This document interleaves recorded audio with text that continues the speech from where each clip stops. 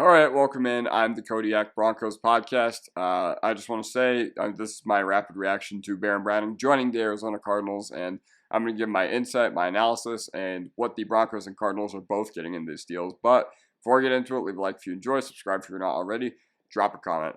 So earlier today, Baron Browning had been traded to the Arizona Cardinals for a 6th-round pick, and I just want to give some insight as to why this move was made, kind of Baron Browning's career thus far, because I do believe that there's going to be a decent amount of Cardinals fans watching this video.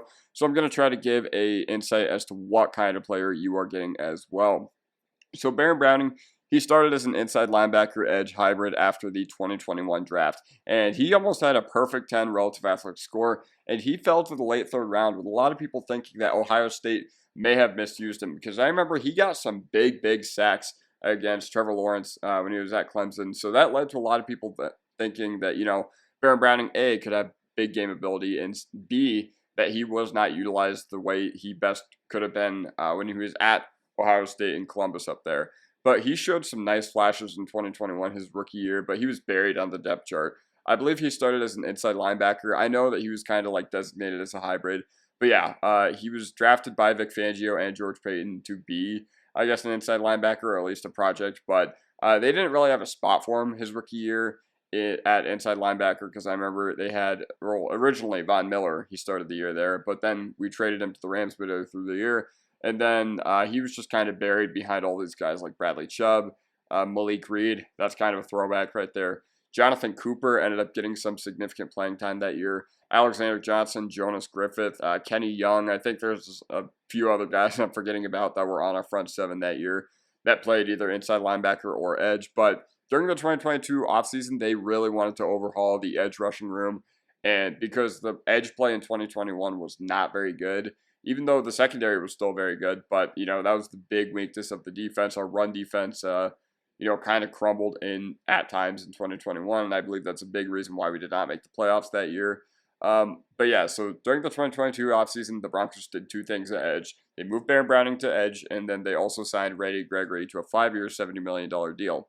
So obviously, you know what happened with Randy Gregory. I don't even want to get into it. I don't want to trigger any Broncos fans' PTSD, but that was an absolute disastrous signing. But he flashed immediately when he got opportunities and roles. I believe Gregory got hurt week 4 against the Raiders that year, because it was the same game that Javonte tore his ACL. So I think Gregory got hurt that game.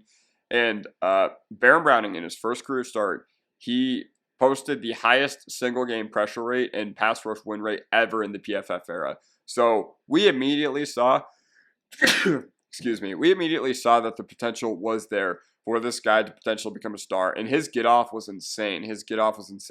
And he looked the part of an athletic, uber athletic edge rusher who was very toolsy and had some awesome athletic traits and could literally win in every single way. That's at least what we thought he would become. But in 2023 and 2024, they have both been absolutely littered with injuries. 2022 also was littered with injuries, but he got a chance to start instantly on a very good defense, at least what was a very good defense at the start of the year, and then they couldn't pull their weight because they were tired of the offense, screwing up over and over again. But so 2023, I thought that could have been a nice year for him, considering that, Randy Gregory left, and they were going to have guys like Frank Clark there too, but the Broncos ended up releasing both of them.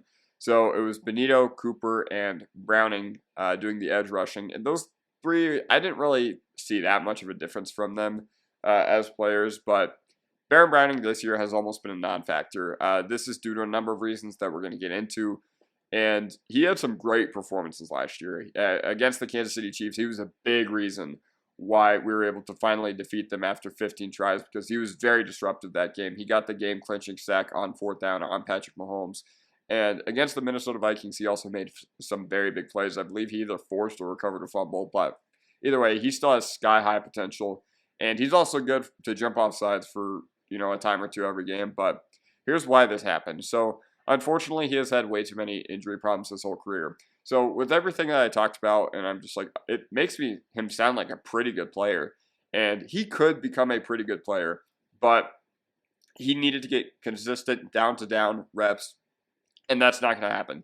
That's not going to happen in the Denver Broncos defensive system this year, because honestly, Jonathan Cooper, he just got extended for $50 million a year, and Nik Bonitto has turned into our most impactful edge defender. He's really, really short up his run defense this year, and it's to the point where we can actually have him on the field on early downs. So he gets immediate opportunity on Arizona going for the NFC West title with Jonathan Gannon as the head coach. And Gannon comes from the Eagles, where you build the trenches, and once you think you're done building, you build some more, and then once you think you're done adding, you add some more. And that's basically the idea behind the Arizona Cardinals making this deal. And Arizona, they're having a nice year, but the pass rush has really, really struggled. I think the front four in general has just really, really struggled. And I didn't think they were going to re-sign him anyway, because honestly, when you're a rebuilding team, you can only afford so many dudes. And, we didn't end up knowing that Cooper was going to get extended. He signed it this past weekend, but the writing was kind of on the wall once we got that news that Cooper was going to get extended for $50 million a year. But regardless, this is a win-win deal. So what's next? Well, Drew Sanders and Jonah Ellis are both going to get a bump at their playing time. Now, Drew Sanders is not back from injury yet, but I think they are close to getting him. I think there was something published 2 hours ago that I saw that said that Drew Sanders is going to be back at some point this year, maybe within the next month or so. But, Denver finally has a decent slew of picks this upcoming draft. And Jonathan Gannon, he might have a different role or vision for him in the Arizona defense. Maybe he plays an inside linebacker, which is what he was drafted to do for the Denver Broncos before they moved him to edge. But, this tells us one thing as Broncos fans, and it's that Bonitto and Cooper, they've arrived. One of the biggest criticisms of Nik Bonitto has been that his run defense has not been very good throughout his time in the NHL, or NFL. Why did I say NHL? He's not a hockey player, but Nik Bonitto and Jonathan Cooper, they have arrived. They have arrived. They are the future of the Denver Broncos edge room. So, this is kind of like last year we had Bonitto, Cooper, and Browning. Honestly, Browning has just been replaced by Jonah Ellis. So, yeah.